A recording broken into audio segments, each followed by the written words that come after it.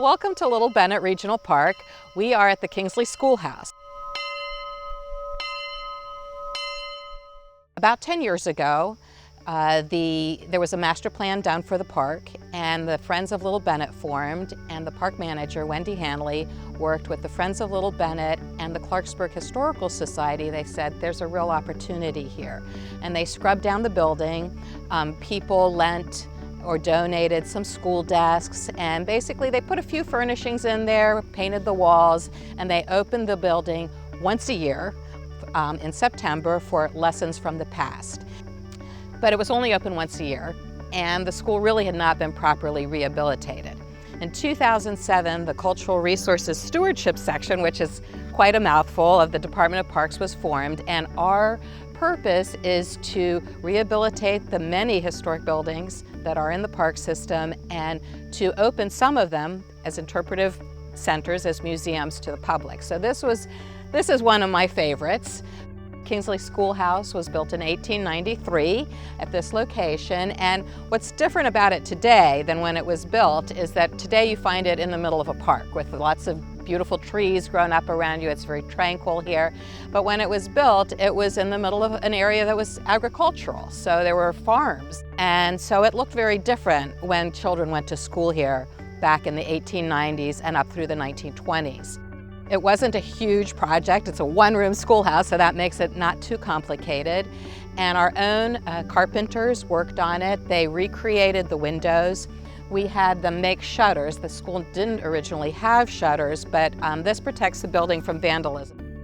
And I was given a budget to furnish the inside of the school because we only had a couple of school desks and so on. So with this budget, which was really pretty minimal, I went on Craigslist and I found wonderful objects for the building, and many of them were donated. Once the people realized that it was for a park system and was going to be open to the public, they said, here, take it. We found a 1920s globe and so on and so forth. So the schoolhouse is interpreted to the 1920s. Make sure that everything is within the time period for this school. So for example, this is copyright 1929, 1932. We have oral histories from residents in Clarksburg. Mrs. Haney, can you tell me when you were born and what years you attended the Kingsley School? I was born in 1919. I went to school when I was 7, and I attended the school 2 years. My name is Kenneth Thurston King. I guess I was about 5 years old when I started the school. So it's really been a wonderful community collaboration to bring this schoolhouse back to life. And hikers come back. It's about a 3/4 of a mile walk. We've got a terrific docent inside, Ralph Buglas. People who attended this school remember marching in to the sounds of a march. Good morning, everyone. Good morning. We have the Pledge of Allegiance written over here, and we have our flag. The Pledge of Allegiance was a little different, so come on over here. I pledge allegiance to my flag. Yes, at that point when they said to my flag, they would point to the flag. He has won actually a national and a state award for his work here at Kingsley Schoolhouse. A little later, as years went on and World War II came around, the country was fighting Germany, and this looked very much like a Nazi salute, which is what they said in Germany. So at that point, the pledge was changed, and you kept your hand on your heart the whole time. We are just so honored to have him as a dedicated docent here. I'm dressed like the very first teacher, who was a man. His name was Mr. Willis Rhodes. Mr. Rhodes might take out his ruler and just give a little rap on the knuckles, and that was enough to make sure that kids would obey the rules. All the other teachers were women, and because they had to live nearby here too, they might be living with you guys, with your families. Can you think of anything good about it? Nothing good at all? No. Well, I remember Maud Ashton. She was my first teacher. And Elsie Green. and Alice Boswell. She lived in, Alice lived over in Brookville.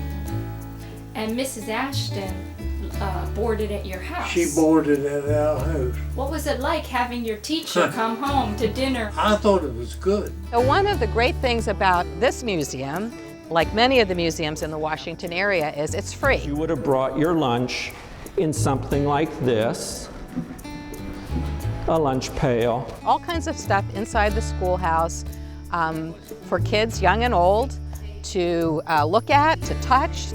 People can sit at the desks, they can draw on the chalkboard. Many young kids have never seen a chalkboard because their schools have whiteboards in them.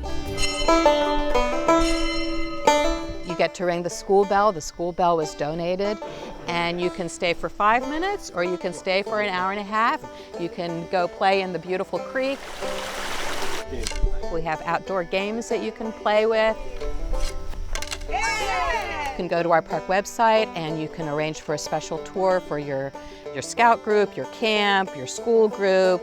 A lot of homeschoolers come here because they can actually relate very well to the schoolhouse because you had children, you know, for a wide range of children studying together, which is not unlike homeschoolers. You guys see a drinking fountain? No. Here's the drinking fountain because we didn't have any running water in here. The tour was really good. Like Mr. Rhodes explained to me about the house and how it was in the olden days. The oldest kid in the morning would go down to the creek probably with this bucket and fill it up. And I learned really so much about Kingsley Schoolhouse. We like to welcome folks all year round. Bye. And we hope you'll come and visit us.